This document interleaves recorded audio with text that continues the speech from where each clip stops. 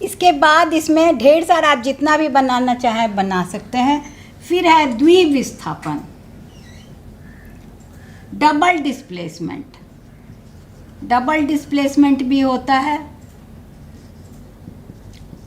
यानी कि double displacement एक अच्छा समझने वाला रिएक्शन है, जिसमें कि आप देखेंगे कि या तो जल निकलेगा, क्या क्या निकल सकता है, वाटर या कोई गैस और या कोई प्रेसिपिटेट, यानी कोई ठोस जो नीचे तलहटी में जम जाए, अवक्षेप, प्रेसिपिटेट। इसे आप हिंदी भी लिख लें, इंग्लिश भी लिख लें, ये अवक्षेप। तो ये डबल डिस्प्लेसमेंट का ये खासियत है कि आप लोग देखेंगे या तो पानी निकला या तो गैस निकला कोई, या तो कोई अवक्षेप निकला है।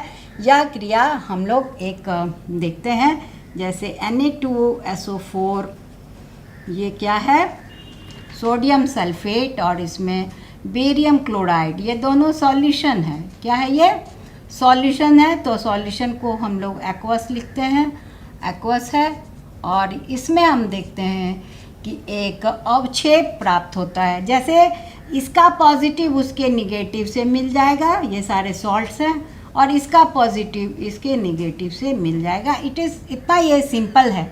तो आप Na2 और Cl को ले जाएं तो ये बन गया आपका 2NaCl, और अवक्षेप क्या मिला, BaSO4, बेरियम सल्फेट का आपको अवक्षेप ठोस प्राप्त हुआ, जो आपके बीकर में नीचे जम जाएगा।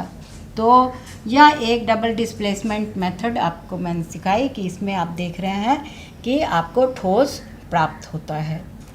अब हम लोग आगे बढ़ेंगे, उपचयन और अपचयन। उपचयन और अपचयन एक बहुत ही इम्पॉर्टेंट रिएक्शन है। जब अगर दोनों होगा तो रिडॉक्स रिएक्शन हम लोग उसको कहते हैं, उपचयन और अपचयन। उपचयन, अब हम लोग सीखने जा रहे हैं उपचयन अपचयन अभिक्रिया। उपचयन को अंग्रेजी में ऑक्सीडेशन कहते हैं और अपचयन को रिडक्शन कहते हैं। उपचयन नाम से ही लगता है जैसे उसमें ऑक्सीजन का संयोग होगा। तो जो भी रिएक्शन में ऑक्सीजन का संयोग होगा या कोई भी, पहले आप देख लें कि ये रिएक्शन हम बना रहे हैं जिसमें ऑक्सीजन का संयोग हो रहा है, CuO 2CuO।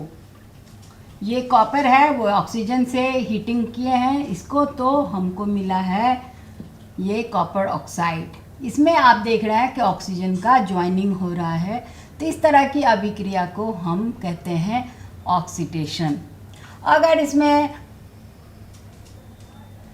कोई विद्युत धनात्मक अवयव जाएगा तो वो हो जाएगा रिडक्शन, और अगर विद्युत ऋणात्मक अवयव जाएगा तो हो जाएगा ऑक्सीडेशन।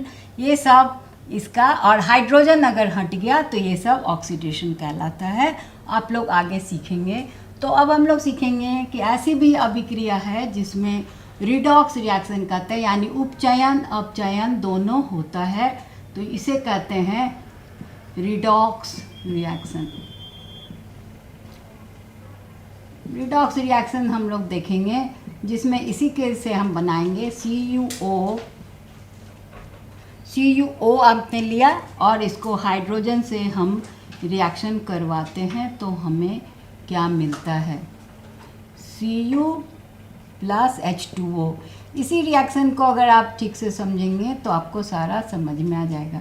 यहाँ देख रहे हैं कि ऑक्सीजन हट गया और कॉपर अवकृत हो गया।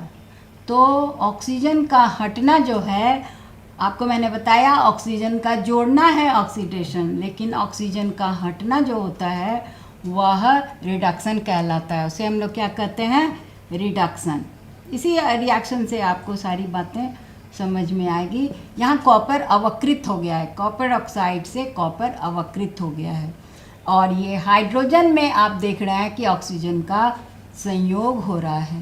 तो आप सीखे हैं कि ऑक्सीजन का संयोग अगर होगा तो उसे हम ऑक्सीडेशन रिएक्शन कहेंगे।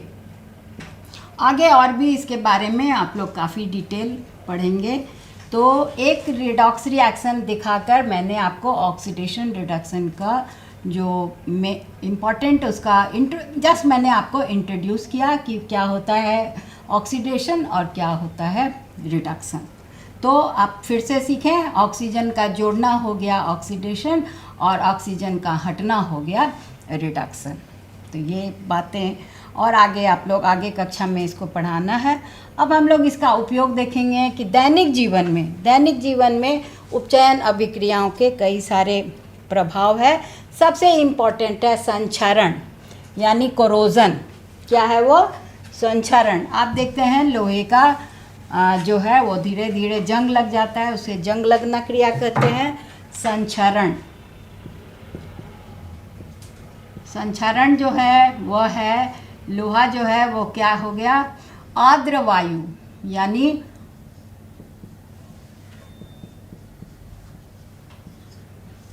FeOH3 ये जंग है, इसे ही हम जंग कहते हैं। ये लाल भूरा रंग का हो जाता है और ये ब्रिटल हो जाता है, टूटने लगता है। तो इस तरह से हम लोग का जो बहुत सारा इंडस्ट्री को क्षति पहुंचता है कि सारी चीज़ें आयरन सभ्यता आप जानते हैं कि लोहे पर ही हमारी सारी सभ्यता टिकी हुई है। तो बड़े बड़े रेलवे के और बहुत सारा इंडस्ट्री और बहुत कुछ हमारे खिड़की दरवाजे चारों तरफ जहाँ भी आपने लगाया लोहा का उपयोग किया वो सब जंग लगने से जो है ब्रिटल हो जाता है, ख़राब हो जाता है, इकोनॉमी को बहुत ही नुकसान करता है। इसीलिए उस पर हम लोग एक पेंट चढ़ाते हैं। तो ये सारी बातें आप आगे पढ़ेंगे। इसके बाद है विकृत गंधिता। ये दो हमारे जीवन में इम्पॉर्टेंट उपचयन के उदाहरण हैं। ये है कि तेल, घी, बटर ये सब जो है ये सब हवा में कुछ दिन छोड़ देने से धीरे धीरे ये अजीब गंध करने लगते हैं और वो खाने योग्य नहीं रहते हैं। इस क्रिया को रैंसिडिटी भी कहते हैं। आप लोग कभी देखिएगा कि ये रैंसिडिटी आप कोई इस तरह से बातों में आ जाता है कि ये रैंसिड हो गया। ये जो बटर है, घी है, तेल है, ये सब महक रहा है, एक अजीब टाइप का गंध आ रहा है। इसे विकृत गंधिता कहते हैं, रैंसिडिटी कहते हैं बच्चों। तो आज हम लोग तरह तरह के रिएक्शंस, तरह तरह की जो एक्सपेरिमेंट्स हैं जिसमें कि आप क्वेश्चंस बनाएंगे। एक क्वेश्चन मैं आपको दे रही हूँ, वो क्वेश्चन है जैसे बेरियम हाइड्रोक्साइड आपने लिया,